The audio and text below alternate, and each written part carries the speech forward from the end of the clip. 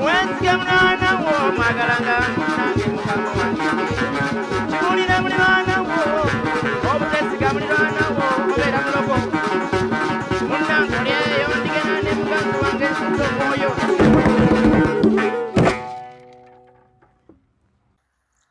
Omwami adda ddi kugwe kwatuukira enkuba eritonnya ddi tuli obumpwakimpwaki bw'alaba ekkova asenza luti naye kisaayiro kitte akirinda kwakyeya n'olwekyo nze nsiŋŋaniddwa nga nnyweredde ng'akayinja k'ennalubale mu mawogola era mbijjukidde omuwulu enswa zimayira ku kiswa manyi nti nno nammwe eyo mubeerayo nga munnindiridde okufaananako omukakajja alindirira munnange akaduudu kanaanyiga mu liiso erya kisa obusungu bweba yankuukira era akanyigamu oba bwetaba yankuukira era akanyigamu. Nze Musisibosa Geoffrey Munnabusiro era ekitwala omwaka ewala nkuba kubula so nga n'ekiwumbi engalabi mwenge kubula.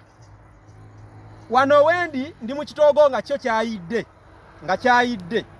waliwo olugero olugamba era ngenda kusomesa ku lugero olugamba nti namuyenga waakuba wasigala ssango. Kino ekitoogo kyayidde naye ate mulimu ebitoogo ebiramu obiraba mu luyiira mwennyini olw'ekitoogo. Oluyiira lw'ekitoogo mu Luganda tuluyita namuyenga era wano wendi wajjiriddewo waliwo oluyiira olw'ekitoogo naye mu kitabo Olusange twawandikako ku bigambo ebyo by'oluyiira.